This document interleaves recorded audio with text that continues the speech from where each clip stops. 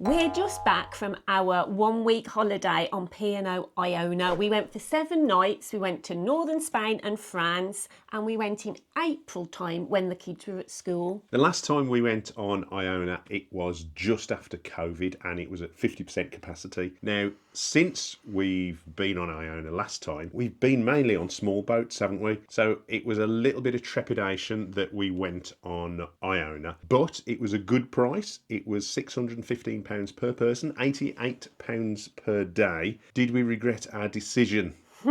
Let's find out. We're going to give you our full review. So what we're going to do in this video is we're going to go through the good stuff to start with, and then we're going to save the bad stuff until the end.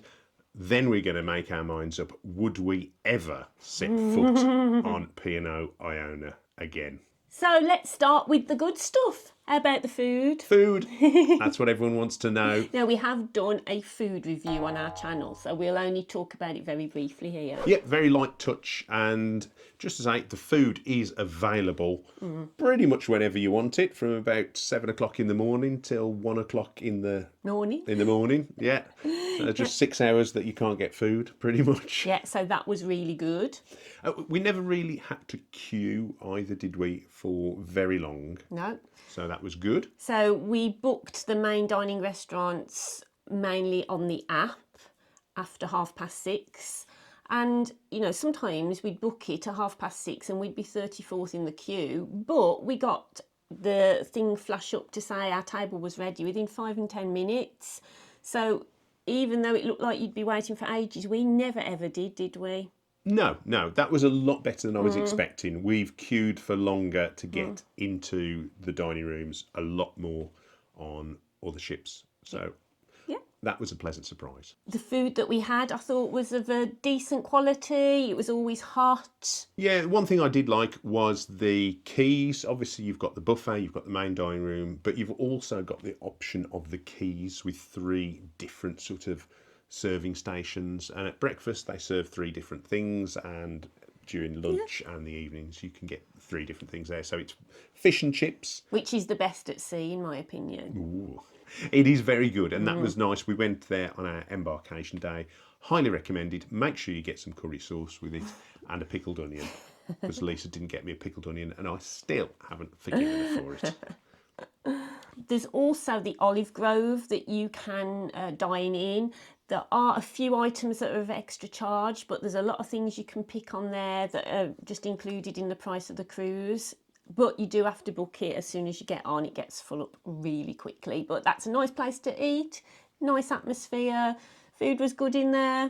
Yeah, and that was fine. Nice that it was included. I did pay an upcharge for my meal, and to be fair, it probably wasn't worth it. So I'll probably just have the standard fare next time. One thing I will say, because beer is food, and I have complained lots about beer on cruise ships and the standard of it, because if John Smith's is your bitter and that's it, you should be ashamed of yourself. So, Morella, I'm particularly looking at you. But on Iona, there was a nice range of beers. I think there was Hobgoblin, there was Jolly Ollie, there was Brewdog Punk IPA and some others. Depending on which bar you went into, there were different beers. So nice variety for me. If I was going to pick one, I think because it was a bit warmer, the Brewdog Punk IPA was my favourite of the cruise. Jolly good. There you go then, beer drinkers. Let us know what you think of Iona, because I think it's really useful getting lots of people's opinions. So if people are watching this video, you know, pop what your experience was on Iona so other people can see other people's points of view and not just ours. Okay, moving on now to entertainment. Were you entertained? Yes, I was. I thought some of the guest entertainers were excellent. I think we were lucky, weren't we, that the entertainers on our ship were of a good standard. And I know sometimes you go on and it's like, oh God, these are awful. So it is a little bit hit and miss. Yeah, it's a bit of a gamble, but it was fine on our sailing. The 710 Club was also a big favourite of ours. We went about 4 times during our 7-day break, and that's just really good. You do have to book it, and you do need to book it to get in, but it's small, it's intimate, it's quirky, it's interesting, it's live music with some good musicians, so that's good. Yeah, it's only 45 minutes sets, but you do need to book that, and booking opens at 10:15 the night before. So if you want to get in quickly, make sure you're on the app, because everything works on the app, and get it booked. There's a wide variety of things to do, isn't there? We went and did some painting at the Creative Waves thing. That's during the day. But you've also got the cinema on there if you fancy going to the pictures while you're at sea. Yeah, Horizon magazine is delivered to your door, to your cabin every evening, and that tells you exactly what's on during the day. And there was lots and lots of stuff going on during the day. I don't think you'd get bored on there. I thought there was plenty of entertainment and plenty of different sorts of entertainment, everything from talks on art to bingo. So there was a wide range of things on offer. There were some comedy magicians weren't there on board, and those went down well with the kids, and some kids clubs running in the clubhouse as well, and those seemed really popular. Yeah. So all in all, I think the entertainment was really good. So what about the ship layout? It's a big ship. When I first went on, I was a bit concerned that it would be really, really packed and I wouldn't be able to get a seat. But I think it handles the numbers of passengers quite well in most cases, especially the outdoor space. We never ever had a problem getting a seat outside on Iona. The weather wasn't great, but people were still outside on the sunbeds, and it was easy to get a chair outside, I have to say. So I liked that about it. And also the hot tubs that are dotted around, there are lots and lots on Iona, and many a time we'd walk past and there'd be a hot tub spare. So yeah, I thought that was quite good. Yeah, it was. We did say though that because it was not too hot, not too cold, it was sort of a Goldilocks temperature, not everyone would have wanted to be outside, and not everybody would have wanted to be inside.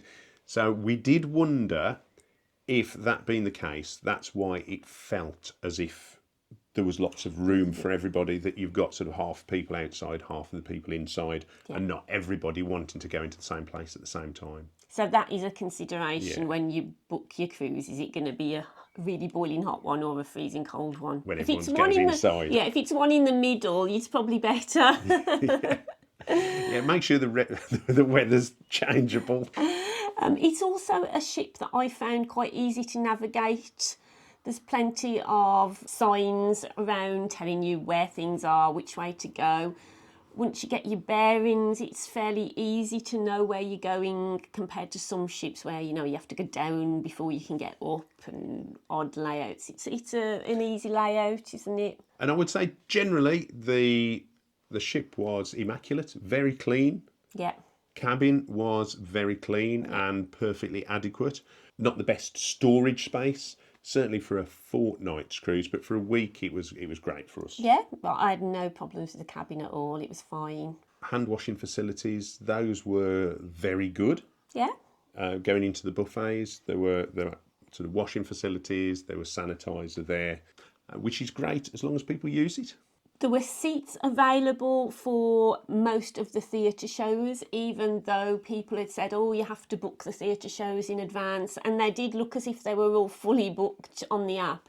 But actually, we went to 4 theatre shows, and there were spare seats in every one. And we went at the early, middle and late ones. So there were more seats at the late ones empty, but there were empty seats. Yeah, the very popular one was the 8:30, which I think everyone wanted to go to, and that was showing as fully booked. But there were people turning up and still managing to get a seat where people just hadn't turned up. Yeah. There are some pinch points that we'll come on to in the bad stuff, but the bars that we enjoyed were the Crow's Nest, because we always love a crow's nest with the views. So that was a nice space to look out for. And that was adults only after a certain time as well. So that was nice. And Anderson's Bar, which again, adults only. No, I think you could take kids in there. I didn't see many kids in. You don't take many kids into a gin bar, though. It's probably inadvisable. So it is a sort of separated off area, isn't it? Just outside the dining rooms, and that was a nice space, nice and quiet. There's no entertainment on in Anderson's, and there is occasional entertainment in the Crow's Nest, isn't there? So on to organisation then now. What did you think of the way the ship was run? I suppose you start with Embarkation, don't you? And you sort of judge by that. And Embarkation was well organised at the port. People who turned up too early were made to wait. We turned up on time, went pretty much straight through. We're in a little bit of a queue to start with, but it moved very quickly. Plenty of people showing you where to go. We were on the ship in no time. Yeah. And from there, we were directed straight to the muster station. Now, I think that is a really good way to do it, because you're not going to your cabin to watch your video and then, an alarm will sound and everybody goes off at the same time. You are shown straight to your muster station. You'll understand where it is. I've got to say, I think that works well for me. I thought that was a good way to do it. And then you go back to your cabin and watch the video. Yeah. So yeah, it was good, very good. So that was the Embarkation was excellent. Yeah, and then when we got to the ports, we never really had a long queue to get off the ship at all, and there was only one time when we had a slight queue to get back on again. But again, I think that's down to what time you choose to get off and on the ship. If you want to get off as soon as it gets there, there's going to be more of a queue. If you leave it, an hour or so, you can just wander off most times. Yeah.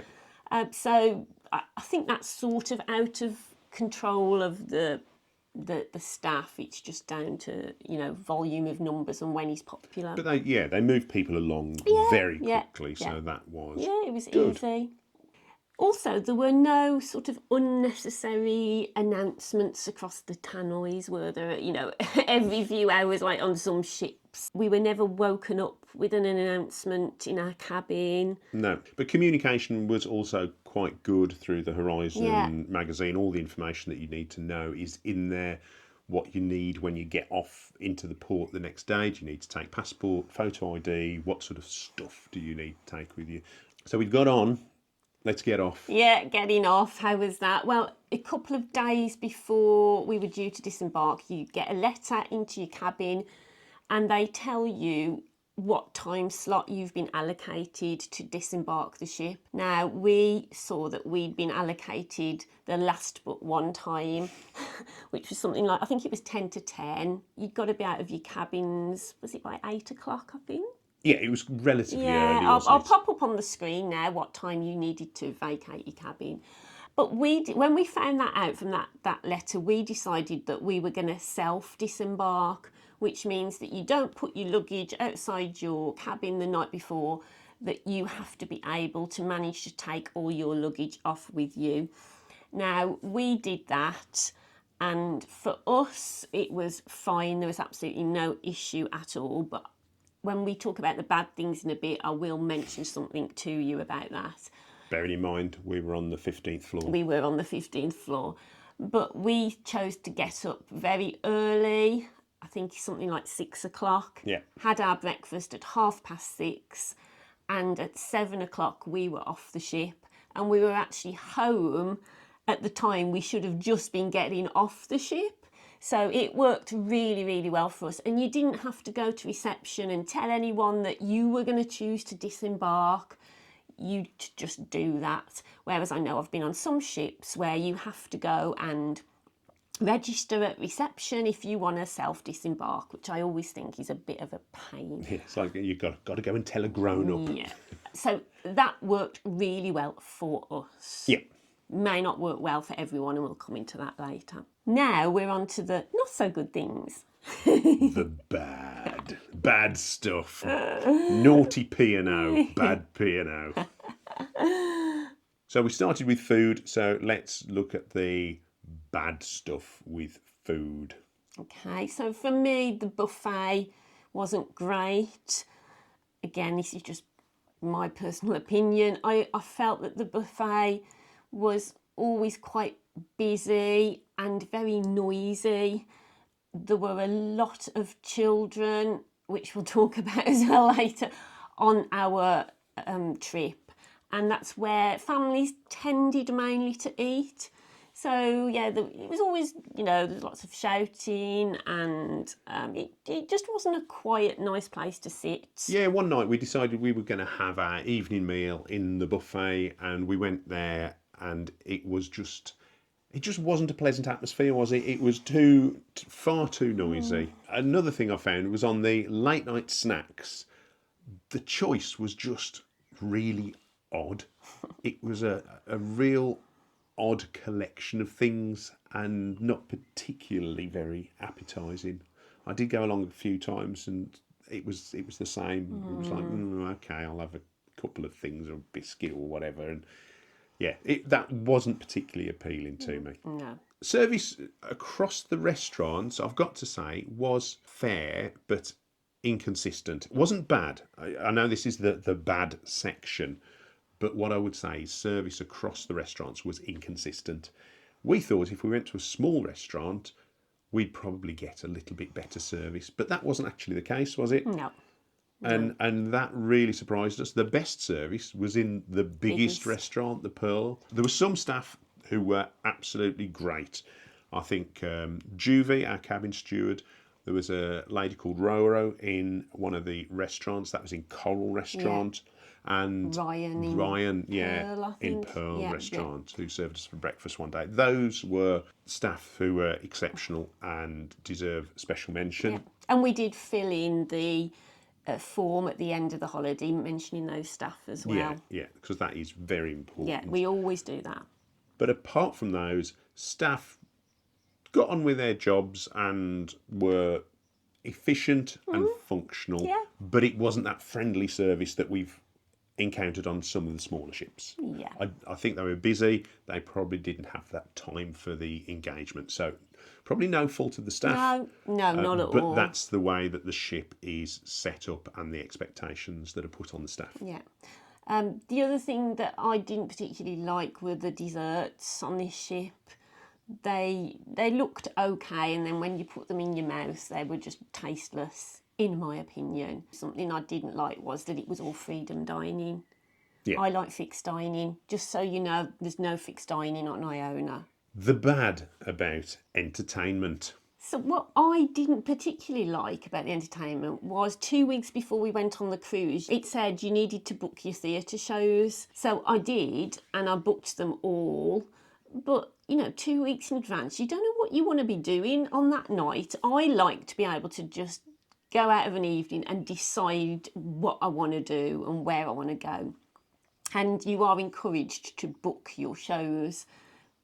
And so we cancelled 3 of the shows on the day because we didn't want to go to them.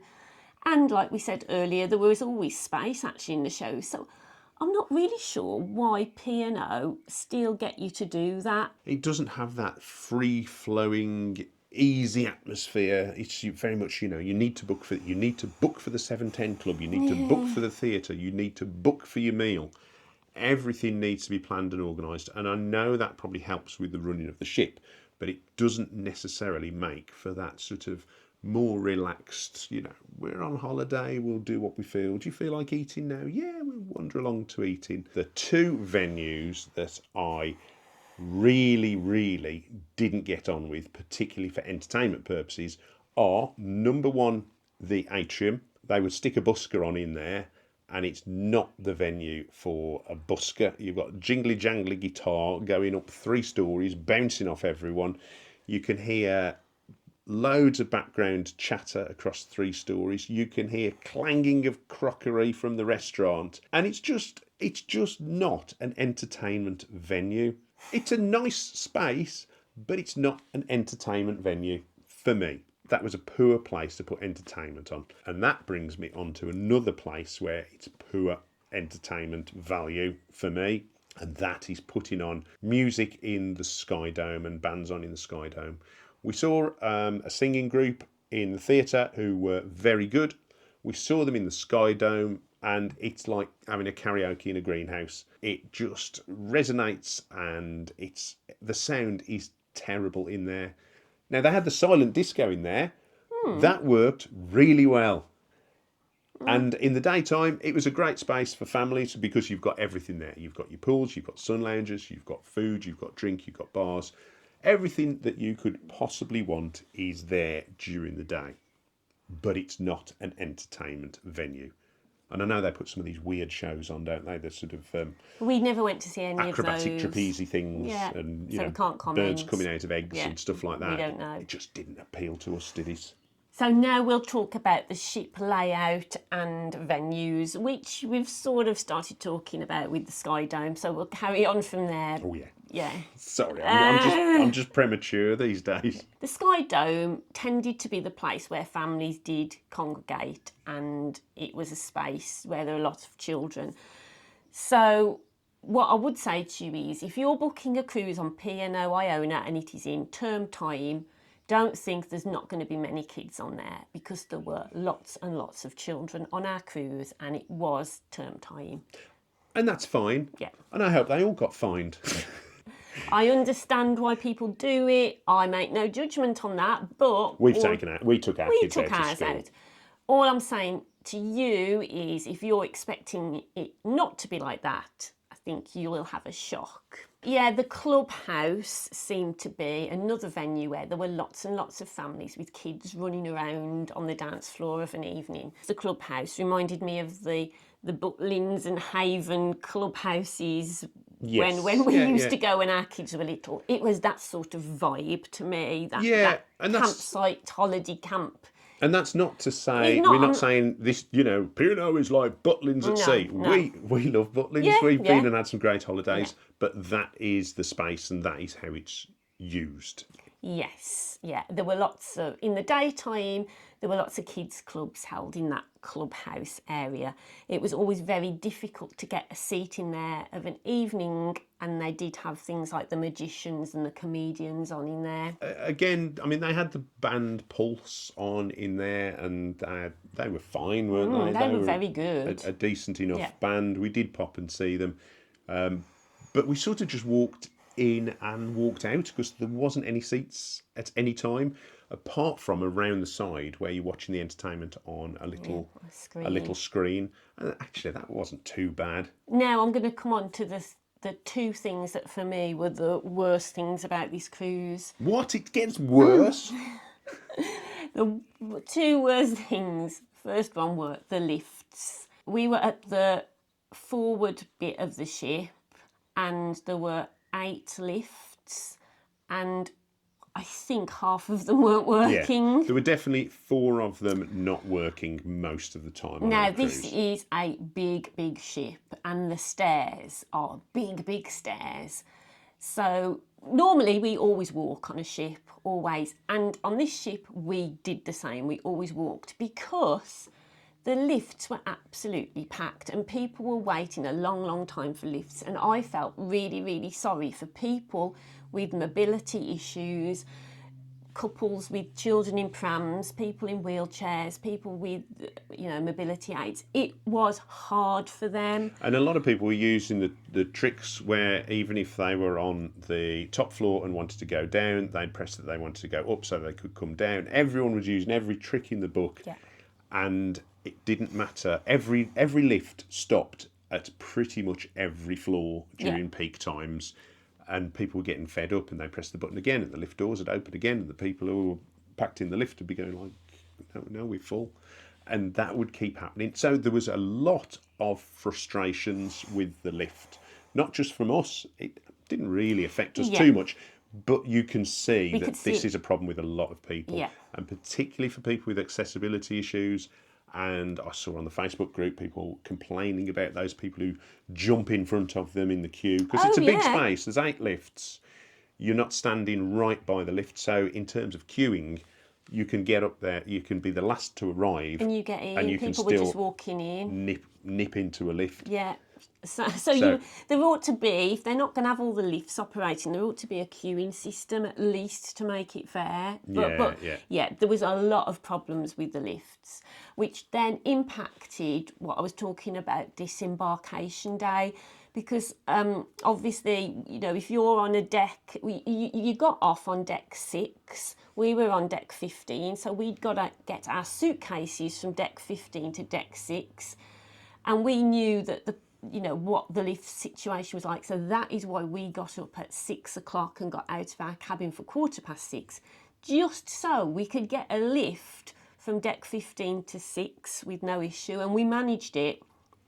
When we were leaving at 7 o'clock, after we'd had breakfast, you could see there were more and more people needing the lifts and bigger queues. So I imagine if you self-disembarked and left it a bit later, you could have had an issue. Yeah. So please bear that in mind if you are going to disembark.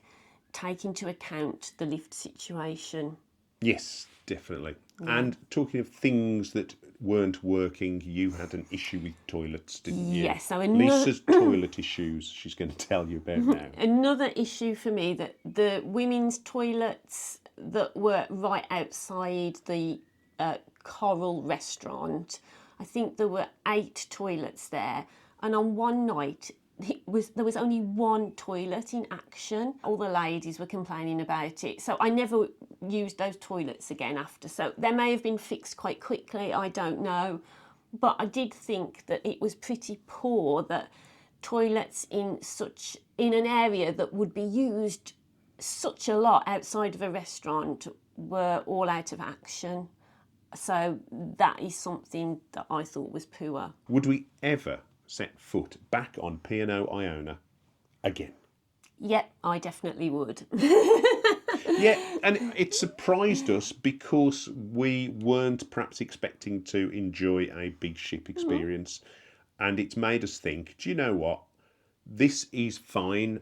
And although we'd got into the sort of groove of going on to smaller ships, it's not made us fear going on a larger ship. So I think, 5,000 or 6,000, we could probably manage it again. So it sort of opens up a little bit more for us now in terms of ships that we might consider. Yeah, I mean, it is different. It does feel different.